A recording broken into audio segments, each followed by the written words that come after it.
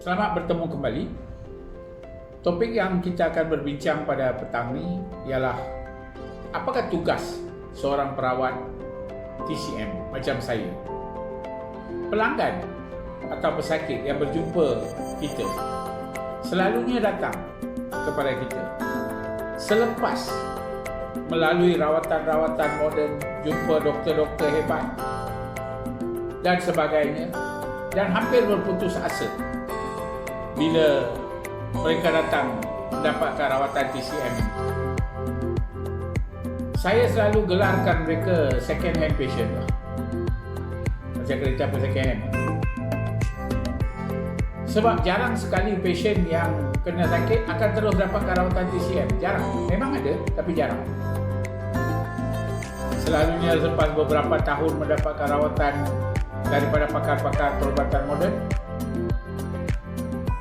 barulah mereka sampai terjumpa perubatan alternatif. Jadi, apakah tugas seorang perawat TCM ini? Yang pertama, mendapat tahu latar belakang setiap pesakit, tentang penyakit beliau, berapa lama beliau telah hadapi masalah itu, dan memberi nasihat tentang herba-herba TCM yang akan diberikan kepada pelanggan itu dan apakah fungsi treatment itu, ataupun apakah fungsi rawatan, apakah tugas yang akan dilakukan oleh herba-herba itu dalam badan pesakit. Itu sangat penting. Kena ingat, pesakit kena ingat, herba-herba tidak bekerja seperti ubat-ubat kimia. Dia akan mengambil masa sebelum menunjukkan keefektifannya. Keberkesanannya hanya akan diketahui selepas seminggu atau dua mengamalkannya. Tak boleh makan ubat hari ini, expect cure besok. Tak ada. Tak ada. Itu satu, walaupun itu satu kekurangan dari segi perubatan TCM ni, dia tak dapat memberikan instant relief, tetapi eventually di masa akan datang penyakit you akan berkurang. Intensiti penyakit akan berkurang. Memang akan berkurang. Kalau diberikan kombinasi herba-herba yang betul lah. Dan kita kena terangkan kepada pelanggan, jangan expect magic show. Yang kedua, pantang larang dalam berubat. Semua herba-herba ni ataupun semua penyakit ni ada pantang larang dia. Siapa kata perubatan moden tak ada pantang larang? Kencing manis, doktor akan beritahu apa? Jangan makan gula, jangan makan madu lebah, jangan makan nasi. Begitu juga dalam perubatan TCM ni. Bergantung kepada teori Vata, Pitta, Kapha. Vata ada benda-benda yang tak boleh dimakan. Pitta ada benda-benda yang tak boleh dimakan. Kapha ada benda-benda yang tak boleh dimakan. Vata ni, benda-benda yang meningkatkan Vata tak boleh makan bagi penyakit Vata. Benda-benda yang meningkatkan Pitta tak boleh makan untuk penyakit yang berkait dengan Pitta. Benda-benda yang berkait dengan Kapha tak boleh makan untuk.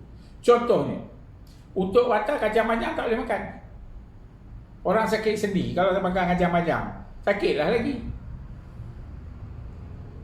Orang gastrik tak boleh makan buah limau.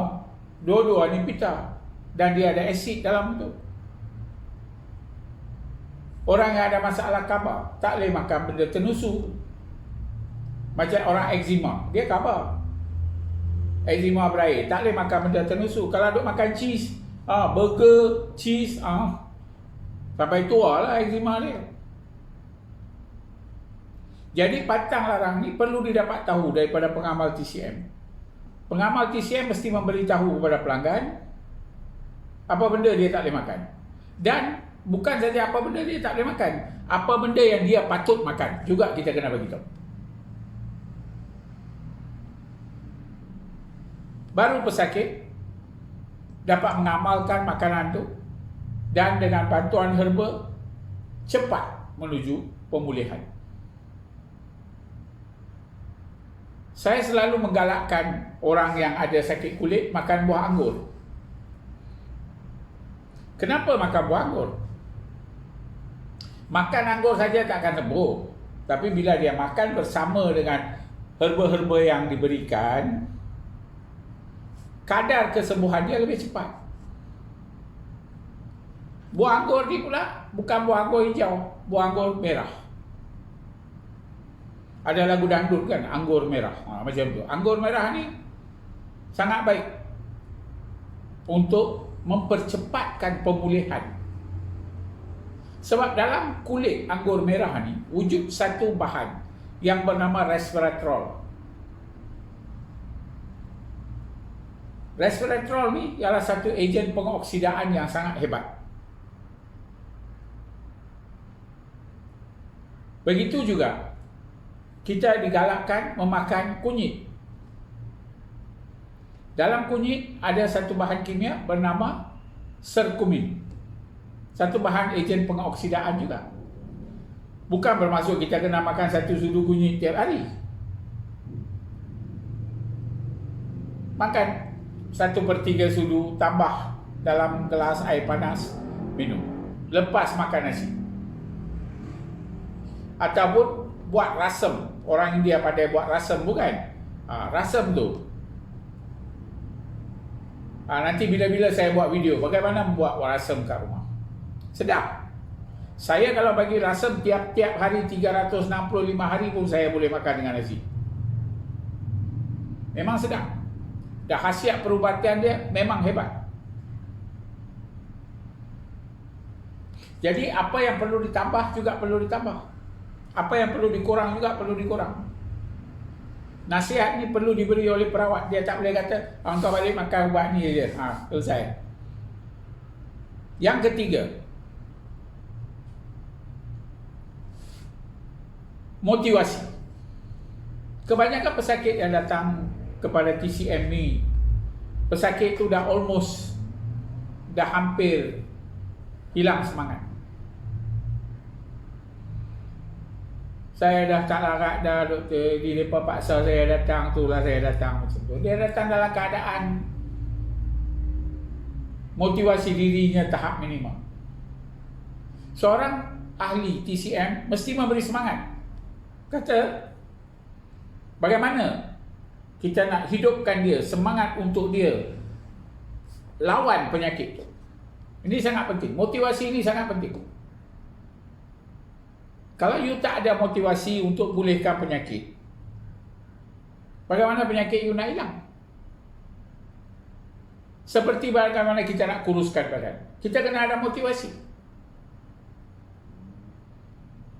Kita kena tunjukkan kepada mereka, orang yang pernah besar lepas exercise dengan kaedah tertentu jadi kecut. Janganlah bawa orang yang potong usus tu tunjuk jadi kecut dan jadi motivasi. Itu tidak boleh diambil kira. Orang yang pergi jogging, orang yang pergi buat aerobik, apa sebagainya, dia kuruskan badan. Orang tu kita perlu jadikan contoh.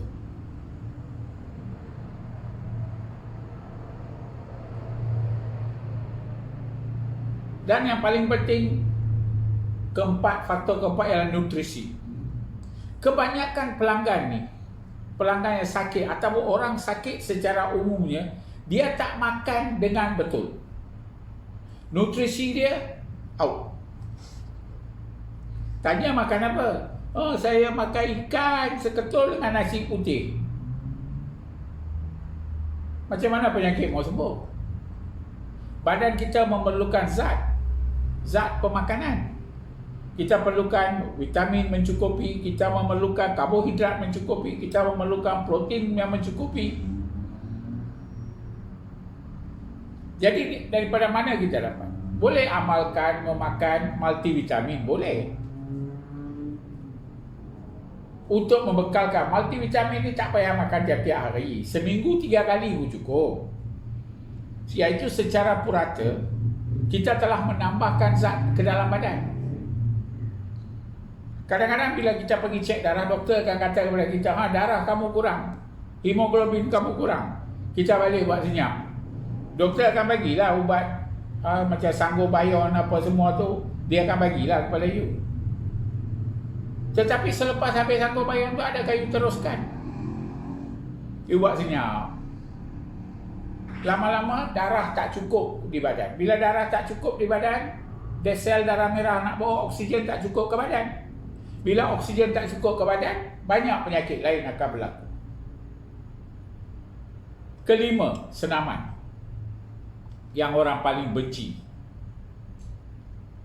Nak bersenam, tak suka. Bagaimana badan kita nak sihat kalau kita tak mau bersenam? Takkan jalan kaki 30 minit pun tak boleh. Bukan suruh you lari rentas desa daripada Kajang sampai ke Selangor. Selangor pula dah. Kajang sampai ke Negeri Sembilan. Tak ada pun. Jalan kaki saja. Cing, cing, cing, cing, cing. 30 minit setiap hari. Apa susah? Ataupun bagi mereka-mereka yang duduk rumah pangsa tu, rumah flat tu, naik tangga 3 tingkat. Mungkin kali pertama naik 3 kali. 1, 2, naik turun, buat 3 round. Dah cukup. Memang berpeluh, memang akan mengah. Lama-lama you tengok, mengah you tu akan kurang. Bila jantung jadi semakin kuat. Keenam, kurangkan pemakanan daging. Kalau saya bacalah satu artikel dalam internet yang dikeluarkan oleh Google News dalam beberapa hari yang lepas, dia kata saintis sendiri tidak menggalakkan pemakanan daging. Dia kata bawa banyak keburukan daripada kebaikan. Saya bukan kata jangan makan. Saya pun suka juga makan steak sekali-sekala. Tapi sekali-sekala lah. Saya dulu vegetarian 18 tahun. Sehingga hari ini pun saya makan daging kurang. Ayam pun kurang. Yang ikan, saya suka makan ikan sardin. Itu saya lah, saya suka. Kalau goreng tu saya suka. Yang lain tu kalau bagi sayur setengah kilo saya boleh makan.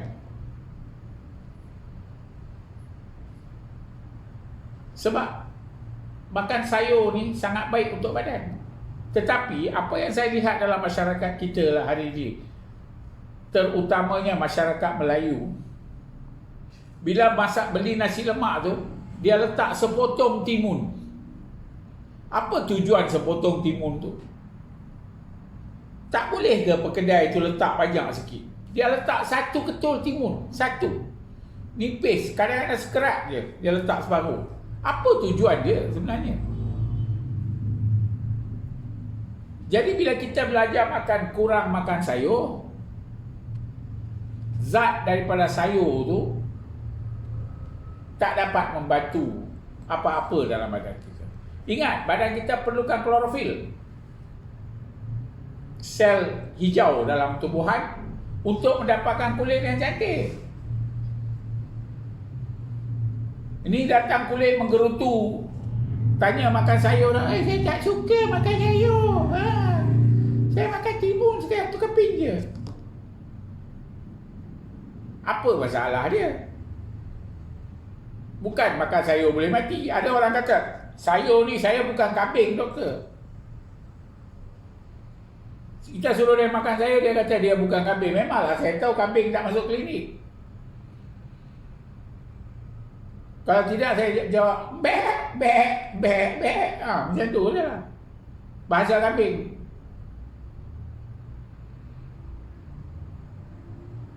Ada orang makan benda-benda yang boleh membawa penyakit, seperti darah tinggi, macam sup tulang apa semua tu, bagi pesakit darah tinggi tak sesuai. Sebab apa? Garam dia terlalu banyak. Cuba cari satu sup yang tak ada garam, memang susah jumpa. Dan satu lagi masalah dalam pemakanan ialah menggunakan Ajinomoto yang banyak. Haji naik motor ke tak, itu kita tak tahu. Tapi menggunakan monosodium glutamate ni boleh melemahkan sistem imun badan kita. Ini bukan saya cakap, bukan bapa saya cakap, tapi memang telah dibuat kajian. Zaman dululah, saya masih ingat lagi ketika saya di balik pulau, saya sering kali berkawan dengan orang yang ada ladang durian. Balik pulau kan terkenal dengan durian.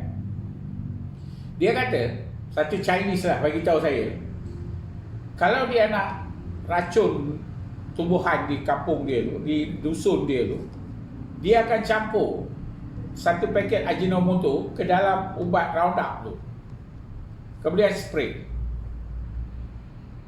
Bukan nak bagi sedap, tapi dia akan membunuh rumpai itu dengan lebih cepat, rumput rumpai itu dengan lebih cepat. Jadi tugas seorang perawat TCM ni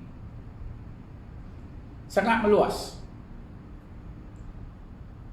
Daripada memberi herba-herba yang berkualiti, kepada memberi advice tentang pantang, advice tentang pemakanan, advice tentang nutrisi, dan juga advice tentang exercise yang sesuai. Bukan mudah menjadi perawat TCM. Sebab perawat TCM ialah bukan first defense system, second defense system, backup system, backup defense system. Jadi tuan-tuan dan puan-puan, ingat, menjadi seorang perawat TCM bukan mudah. Banyak ilmu perlu dipelajari.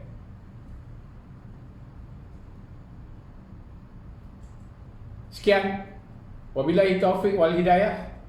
Assalamualaikum warahmatullahi taala wabarakatuh. Terima kasih.